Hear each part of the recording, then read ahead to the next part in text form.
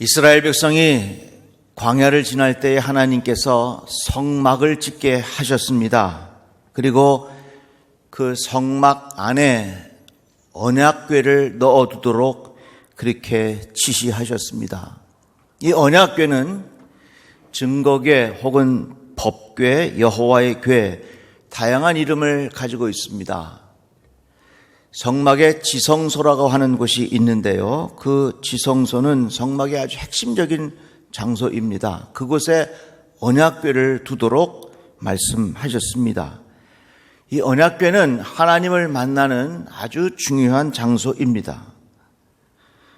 그런데 이 언약궤는 이스라엘의 그 역사 속에 아주 중요한 때에 역할을 잘 감당하였습니다. 요단강을 건널 때에 너는 언약궤를 맨 제사장들에게 명령하여 이르기를 너희가 요단 물가에 이르거든 요단에 들어서라. 제사장들이 이 언약궤를 메고 먼저 그들이 요단강 안으로 들어간 겁니다. 그랬을 때 물이 멈추고 이스라엘 백성이 다 건너가는 그런 역사가 일어났지요. 여리고 성을 무너뜨릴 때에도 역시 이 언약궤가 중요한 역할을 했습니다. 제사장 7은 양각 나팔을 잡고 언약궤 앞에서 나아갈 것이요. 7째 날에는 그 성을 7번 돌며 그 제사장들은 나팔을 불 것이며, 이렇게 여리고 성이 무너질 때에 언약궤가 앞장섰습니다. 여리고 성이 무너졌습니다. 그러니까 이 언약궤는 그들의 영적 생활에 있어서 굉장히 중요한 역할을 했던 것입니다. 그런데 세월이 지나 이스라엘 백성이 가나안 땅에 정착하고 사사시대가 지나갈 무렵에 블레셋 사람들이 가만히 보니까 이 언약궤라고 하는 것이 신통한 힘이 있는 것 같아요. 그 자꾸 전쟁에서 블레셋 사람들이 저것을 뺏어오면 되겠구나, 그런 마음이 들었는가 봅니다. 결국은 어떻게 된 줄 아십니까? 이 중요한 언약궤가 블레셋 사람들에게 빼앗겼어요. 하나님의 궤는 빼앗겼고 엘리의 두 아들 홈니와 비느하스는 죽임을 당하였더라. 언약궤를 빼앗긴 겁니다. 그 언약궤를 지키고 있었던 엘리 제사장과 그 두 아들도 죽었습니다. 그런데 엘리 제사장의 손자가 태어났는데 하나님의 궤가 빼앗겼고 그 시아버지와 남편이 죽었기 때문이며 또 이르기를 하나님의 궤를 빼앗겼으므로 영광이 이스라엘에서 떠났다. 언약궤를 빼앗기고 하나님의 영광이 떠났다. 그래서 그 손자의 이름을 뭐라고 지었느냐? 이가봇이라. 이가봇이 무슨 뜻이냐? 하나님의 영광이 떠났다, 그런 말이에요. 지금은 이 언약궤가 어디 있느냐? 언약궤가 어디 있는지 사라졌어요. 이 소중한 언약궤를 잃어버렸습니다. 그런데 제가 말씀을 준비하다가 깨달았어요. 언약궤가 없어진 게 아니라 이 언약궤를 우리 모두의 마음에 하나님께서 나눠주셨어요. 이 소중한 언약궤가 없어진 게 아니라 이 소중한 언약궤를 각 사람들의 심령 속에 하나님께서 다 나눠주셨다, 그 말이에요. 지난주에 여호와의 등불이라고 하는 등불을 잘 보살피라는 말씀을 전했는데 우리 마음에 숨은 사람 속에 하나님께서 이 언약궤를 다 나눠주셨어요. 그게 오늘 설교 제목이 뭐냐면 언약궤를 빼앗기지 말라. 한번 따라 합시다. 언약궤를 빼앗기지 말라. 하나님께서 나눠주신 이 언약궤를 빼앗기지 않기를 바랍니다. 이스라엘 백성이 언약궤를 빼앗겼을 때에 죽임을 당하고 하나님의 영광이 떠났다. 그래서 그 손주의 이름을 이가봇이라고 지었는데 우리의 인생도 마찬가지예요. 내 안에 이 소중한 언약궤를 빼앗기면 하나님의 영광이 떠나는 거예요. 우리 인생이 비참해지는 거라, 그 말입니다. 자, 그러면 이 언약궤 안에는 뭐가 있었느냐? 3가지가 있었는데요. 모세가 시내산에 올라가서 10계명을 받았습니다. 그 10계명 돌판이 들어있었습니다. 두 번째는 광야를 지날 때에 그들은 만나를 먹었는데 그 만나를 담아놓은 항아리가 그 안에 있었습니다. 세 번째는 아론의 싹이 난 지팡이가 그 언약궤 안에 들어 있었습니다. 모세의 돌판, 만나를 담은 항아리, 아론의 싹이 난 지팡이. 이거 안 외우셔도 돼. 성경 시험 볼 거 아니니까. 절대로 여러분도 이거 외워야 되나 보다 하고 스트레스 받지 마세요. 이름은 또 외워져 또. 그러면 이 세 가지가 언약궤 안에 있었는데 우리는 광야 같은 세상에 살면서 이 언약궤를 빼앗기면 안 된다는 겁니다. 이 언약궤를 빼앗기면 이가봇 하나님의 영광이 떠난다는 겁니다. 자, 그럼 먼저 이 언약궤 안에는 10계명의 돌판이 들어 있었습니다. 10계명의 돌판은 무엇입니까? 하나님의 말씀입니다. 하나님의 말씀을 빼앗기면 안 됩니다. 하나님의 말씀을 붙잡고 살아야 됩니다. 하나님의 말씀보다 내 생각이 앞서면 우리는 마음의 언약궤를 빼앗긴 격이 되고 말 것입니다. 나의 감정이 하나님의 말씀을 앞서게 되면 마음의 언약궤를 빼앗기게 되는 격이 될 것입니다. 하나님의 말씀은 신앙과 실행의 충분한 표준입니다. 어떻게 믿느냐? 하나님의 말씀 속에 답이 있어요. 어떻게 사느냐? 하나님의 말씀 속에 답이 있어요. 어떤 가치관을 갖고 살아가느냐? 하나님의 말씀 속에 답이 있어요. 어떤 세계관을 가지고 살아가느냐? 하나님의 말씀 속에 답이 있다고 하는 것입니다. 하나님의 말씀은 신앙과 실행의 충분한 표준이 되는 거예요. 사울 왕이 블레셋과 전쟁을 하게 되었습니다. 사무엘이 와서 제사를 지내고 전쟁을 치르기 시작해야 되는데 정해진 날짜보다 일주일이 지나도 사무엘이 오질 않습니다. 그래서 전쟁에 나갈 사람들도 점점 흩어지기 시작하고 저 블레셋 사람들은 딱 진열을 갖추고 쳐들어오려고 하는 거예요. 그러니까 사울 왕이 하나님 앞에 번제와 화목제를 드렸습니다. 그러자 사무엘이 나타났어요. 얼마나 당황스러웠겠습니까? 사무엘이 이르되 왕이 행하신 것이 무엇이냐 하니 사울이 이르되 백성은 내게서 흩어지고 당신은 정한 날에 오지 아니하고 블레셋 사람은 믹마스에 모였음을 내가 보았으므로 부득이하여 번제를 드렸나이다. 그랬더니 사무엘이 사울 왕에게 왕이 망령되이 행하였도다 그랬습니다. 사울 왕은 하나님의 말씀을 따르지 않았던 것입니다. 그런데 한번 잘 상황을 생각해 보십시오. 정한 날짜에 오지 않았죠. 이스라엘 백성은 흩어지려고 하죠. 블레셋에는 쳐들어오려고 하죠. 먼저 사울 왕이 제사를 드릴 수밖에 없는 합리적인 이유가 있었다는 것입니다. 그런데 여러분, 하나님의 말씀에 순종하는 데에는 합리적인 이유가 통하지 않습니다. 지금 우리는 합리적인 이유가 있으면 모든 것이 다 통하는 그런 세대 속에 살아갑니다. 그러나 합리적인 이유가 있어도 하나님의 말씀과 충돌하게 된다면 우리는 합리적인 이유를 버려야 합니다. 왜 이 세상이 하나님의 말씀과 이 세상의 의견이 계속해서 충돌하느냐? 이유가 거기에 있습니다. 세상에 가장 중요한 것은 합리적인 이유야, 명분이야. 합리적인 이유가 있으면 어떤 것도 방해받지 않아. 합리적인 이유가 있으니까. 그런데 때로는 하나님의 말씀과 충돌해. 그래서 세상에 많은 사람들은 하나님의 말씀을 비아냥거리고 하나님의 말씀을 우습게 여기는 사람들이 있다 그 말이에요. 그러나 우리들은 이것을 깨달아야 합니다. 어떠한 합리적인 이유도 하나님의 말씀에 불순종하는데 적절한 이유가 되지 않는다는 거예요. 하나님의 말씀을 붙잡고 살아가시기를 바랍니다. 지금 코로나19로 인하여 이 세상이 많이 바뀔 것이 예상됩니다. 정말로 그럴 것 같아요. 무엇이 기준인지 어떻게 해야 하는지 막막할 때가 있습니다. 그러나 분명한 것은 예수 그리스도의 말씀이 영원한 진리요 영원한 기준인 줄로 믿으시기를 바랍니다. 그래서 우리들은요 하나님의 말씀을 꼭 붙잡고 살아야 돼요.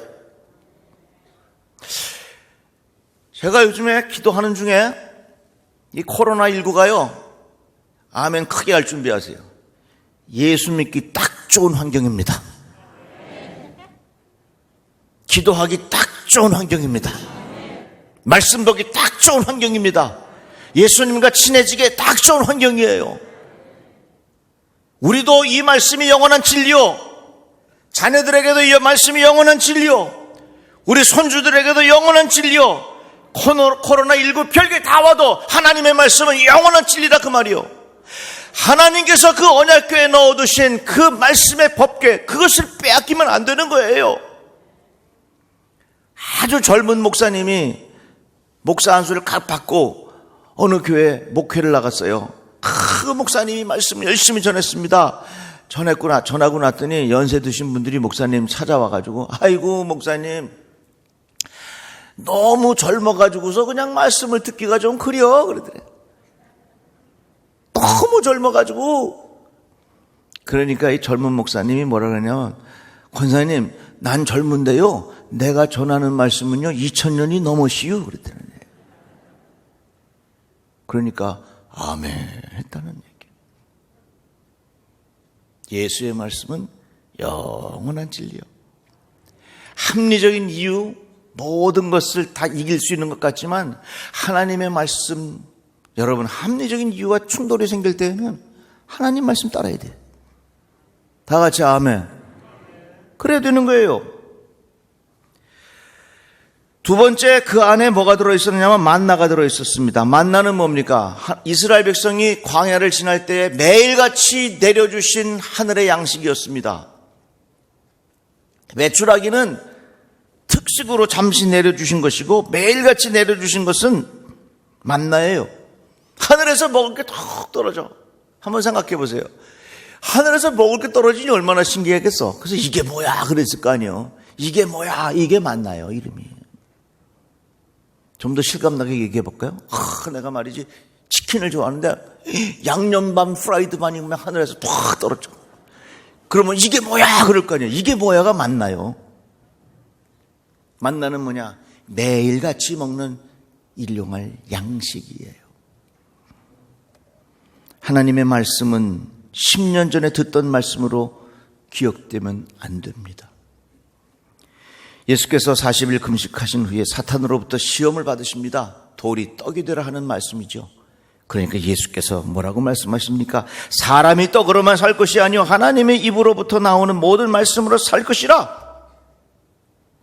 예수께서 5,000명이 넘는 사람들에게 물고기 2마리에 보리떡 5개 가지고 이적을 일으키셨어요. 그러니까 사람들이 막 예수님 따라다니면서 먹는 거 그래.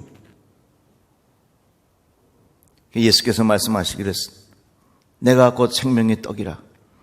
너희 조상들은 광야에서 만나를 먹었어도 죽었거니와 이는 하늘에서 내려오는 떡이니 사람으로 하여금 먹고 죽지 아니하게 하는 것이니라. 나는 하늘에서 내려온 살아있는 떡이니 사람이 떡을 먹으면 영생하리라. 내가 줄 떡은 곧 세상의 생명을 위한 내 살이니라 하시니라. 그 언약궤 안에 만나가 들어있었다. 만나가 뭐냐? 매일같이 주시는 양식이요. 예수께서 뭐라고 말씀하시느냐? 내가 하늘에서 내려온 살아있는 떡이다. 내가 이 땅에 살아가는 자들에게 주는, 매일 주는 만나가 바로 나다. 예수란 말이요. 언약궤 항아리 안에 만나가 들어있었다고 하는 것은 날마다 예수가 내 안에서 새로워져야 된다 그 말이에요. 내 안에 예수님이 살아계셔야 된다 그 말이에요. 날마다 예수님을 내 안에 모시고 날마다 새롭게 예수님을 내 안에서 만나고 날마다 새롭게 예수님과 가까워지고 날마다 새롭게 예수님에게 감사하고 이러한 마음의 태도가 곧 내 안에 언약궤를 빼앗기지 않는 것입니다. 내가 예수를 만났다. 10년 전에 예수 만났다. 아니요. 내가 예수를 만났다. 5년 전에 예수 만났다. 아니요. 날마다 새롭게 오늘의 삶 속에서 예수의 마음이 내 안에 가득하게 느껴지는 거예요. 날마다 예수께서 주시는 말씀이 내 안에 새롭게 경험되는 거라 그 말이에요. 그런데 이스라엘 백성이 만나를 40년 동안 먹다가 보니까 지겨워. 아이고 이거 말고 다른 거 없어요. 그래. 우리도 예수를 수십 년 믿다 보니 예수의 말씀이 그냥 그렇게 들려져. 그런데요, 이 코로나가 예수께로 가까이 가기 얼마나 좋은 환경인 줄 아세요? 코로나 때문에 현대 문명으로 해결할 수 없는 것들이 많다고 하는 것을 우리 느꼈잖아요. 코로나 때문에 모든 기준이 무너져 내리는 것을 우리들은 다 느꼈잖아요. 무엇이 영원한 진리인지 어디로 가야 하는지 사람들이 다 방황하고 있잖아요. 북한에서는 또 저런 일들이 벌어지고 있잖아요. 우리들은 심적으로, 영적으로, 정신적으로 얼마나 방황하고 있어요. 그런데 예수께서 뭐라고 말씀하셨어요? 내가 곧 길이라, 진리라, 생명이라 말씀하셨잖아요. 답을 주셨잖아요. 이제 다시 한번 내 안에 예수가 새롭게 경험되어야 할 줄로 믿습니다. 예수가 우리의 삶 속에 일용할 양식처럼 새롭게 경험되어야 된다 그 말입니다. 이같이 이 언약궤 안에는 십계명의 돌판과 만나를 담은 항아리, 그리고 마지막으로 아론이 싹이 난 지팡이가 들어있었습니다. 이건 이렇게 된 거예요. 하나님께서 각 지파별로 지팡이를 하나씩 다 갖고 오라 그랬어요. 그리고 레위 지파에 가져온 그 지팡이에는 아론이라고 하는 이름을 쓴 거예요. 12지팡이 중에서 싹이 나는 지팡이를 내가 택해서 하나님의 거룩한 일을 위하여 도구로 삼겠다 말씀하셨거든요. 그런데 그 12지팡이 중에서 아론의 지팡이에 싹이 난 거예요. 아론의 싹이 난 지팡이를 그 언약궤 안에 보관했다 그 말입니다. 지팡이에는 여러 가지 의미가 있겠지만 저는 지도력으로 보았습니다. 우리들을 인도하는 상징입니다.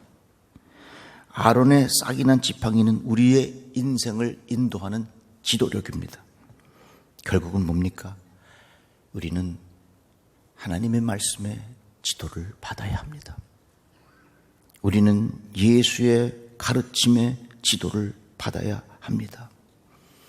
우리는 예수의 정신의 지도를 받아야 합니다. 코로나19가 새로운 세상을 만들어 놓을 것이라고 이야기를 많이 합니다. 정말로 그렇게 될 것입니다. 그러나 아무리 세상이 변한다 할지라도 예수의 말씀은 영원한 진리고 영원한 가르침입니다. 그래서 예수의 말씀이 내 마음에 아론의 싹이 난 지팡이가 되어야 한다 그 말이에요. 사랑하는 성도 여러분, 뉴스를 보세요. 그리고 인터넷에서 떠오르는 이야기들을 쭉 보십시오. 얼마나 많은 사람들이 방황하고 얼마나 많은 사람들이 헷갈리는지 모르겠어요. 예수에게 지도력이 있습니다. 그런데요, 이스라엘이 북이스라엘과 남유다로 나눠졌어요. 예루살렘 성전이 남유다에 있으니까 예루살렘 성전 안에 이 언약궤가 있었지요. 그런데 북이스라엘에는요 성전이 없죠. 그러니까 여로보암이라고 하는 왕이 베델과 단이라고 하는 곳에 성전을 세웠어요. 그리고 그 성전 가장 제단에 금송아지를 세워서 그들이 그것을 숭배했습니다. 저는 이 말씀을 보면서 무슨 생각했느냐? 오늘날 많은 사람들의 마음속에 성전은 있되 그 성전 안에 언약궤를 빼앗기고 그곳에 금송아지를 세우는 경우가 얼마나 많이 있던가. 언약궤를 빼앗기면요, 하나님의 영광이 떠나요. 빼앗긴 언약궤를 다시 찾아야 돼요. 광야 같은 이 세상을 살아가면서 우리들은 언약궤를 빼앗기면 안 돼요. 어떤 이유에서라도 마음의 언약궤를 빼앗기면 안 됩니다. 합리적인 이유 때문에 언약궤를 빼앗기지 마십시오. 나의 사사로운 감정 때문에 언약궤를 빼앗기지 마십시오. 두려움 때문에 언약궤를 빼앗기지 마십시오. 편리함 때문에 언약궤를 빼앗기지 마십시오. 사람들 눈치 보느라고 언약궤를 빼앗기지 마십시오. 내 마음 가장 중심에 언약궤가 있어야 합니다. 중독 있죠, 중독. 저는 중독을 어떻게 이해하냐면 중심에 있는 독이라 이렇게 이해합니다. 중독에 걸리면요, 모든 것이 그 안에 중심에 딱 있어가지고서 눈만 감아도 그 생각하는 거야. 예를 들어서 알코올 중독에 걸린 사람은 때를 얻든지 못 얻든지 술 마실 생각하는 거고요. 노름 좋아하는 사람은 때를 얻든지 못 얻든지 누구하고 노름할까 그 생각하는 거예요. 그러니까 중독에 걸린 사람은 그 마음의 가장 중심에 뭐가 있냐면 그 중독 걸린 게 있어. 그래서 그게 중심에 있는 독이요. 그래서 여러분 보세요. 중독은 어떻게 보면 영적인 일이고 중독은 내 마음에 있는 잘못된 우상입니다. 어떻게 우리가 이 중독을 해결할 수 있겠는가? 이건요, 영적인 일이에요. 내 마음에 숨은 속사람의 이 중독의 내용이 빠지고 내 안에 이 소중한 언약궤가 들어가 있을 때 우리 인생의 문제를 해결할 수 있는 거예요. 성막에 보관해 두었던 언약궤가 사라졌습니다. 성전에 보관해 두었던 언약궤가 사라졌습니다.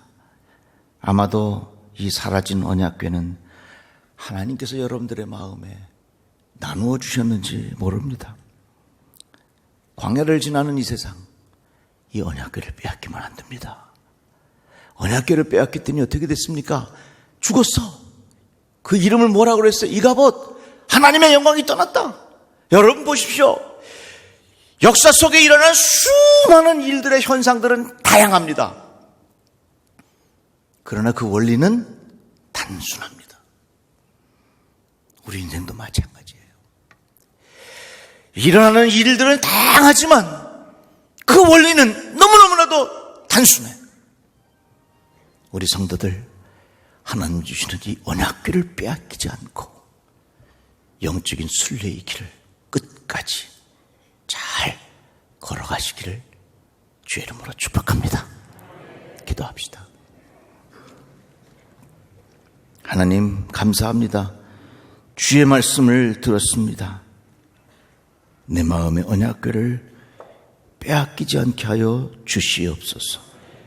예수 그리스도 이름으로 기도합니다. 아멘.